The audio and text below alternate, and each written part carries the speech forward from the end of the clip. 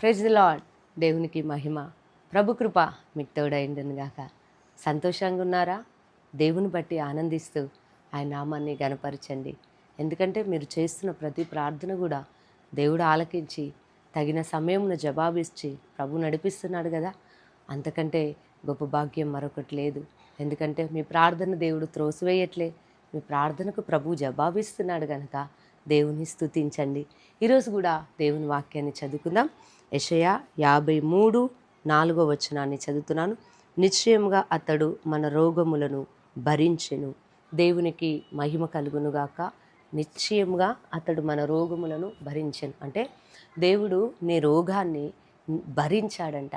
నీవు వ్యాధిగ్రస్తుడిగా, నీవు రోగి అయి ఉండగా నీ కొరకు పరలోకము నుండి ఆయన దిగివచ్చి నిన్ను స్వస్థపరచడానికి, నీవు ఆరోగ్యవంతుడిగా, ఆరోగ్యవంతురాలుగా, ఆనందంగా దేవుని యొక్క అభిషేకాన్ని పొందుకొని ఉండాలని దేవుడు తన చిత్తాన్ని నీ జీవితంలో నెరవేర్చడం కొరకే ఆయన రోగి అయ్యాడంట. ఆయన గాయపరచబడ్డాడు. దేవుని చిత్తం ఏంటో తెలుసా?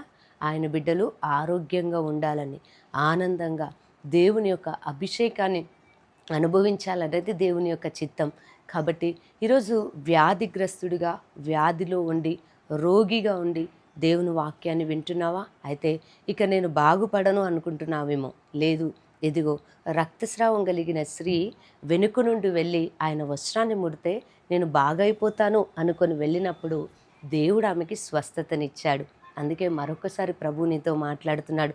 నీ వ్యాధిని నేను భరించాను, నిన్ను స్వస్థపరుస్తాను, నీకు ఆరోగ్యాన్ని ఇస్తాను, నీకు నెమ్మదినిస్తాను అని ప్రభువు ఈరోజు ఉదయకాలమున మాట్లాడుతున్నాడు. చాలా మెడిసిన్ వాడుతున్నావేమో, అనేక మంది వైద్యుల దగ్గరికి వెళ్ళి తిప్పలు పడుతూ నీకున్నదంతా ఇదిగో నష్టపోతున్నావేమో. కానీ ప్రభువు మరొకసారి మాట్లాడుతున్నాడు. నీ రోగమును ఆయన భరించి నిన్ను ప్రభువు స్వస్థపరిచి మంచి ఆరోగ్యాన్ని ఇవ్వబోతున్నాడు. అందుకే ఆయన పేరు యెహోవా రాఫా. కాబట్టి ఈ ఉదయ కాలమున యెహోవా రాఫా నిన్ను స్వస్థపరచబోతున్నాడు. అది మానసికమైన ఒత్తిడైనా, మెంటల్ టెన్షన్స్తో అయినా, శరీరంలో వ్యాధితో బాధపడుతున్నా ప్రభు సంపూర్ణమైన స్వస్థత నీకు ఇచ్చి నిన్ను బాగు చేయబోతున్నాడు. నీ రోగమును ఆయన భరించాడు, నీకు విడుదలనిస్తున్నాడు. కాబట్టి ఈరోజు నమ్మి ప్రభుని స్తుతించండి, దేవుని నామాన్ని గణపరచండి. మీకు రుక్షణ ప్రార్థన చేస్తాను. సర్వశక్తిగల దేవా స్తోత్రం. అవునయ్యా, నశించిపోతున్న వారికి నాయన బలహీనుల యొద్దకు మీరు వచ్చిన దేవుడు.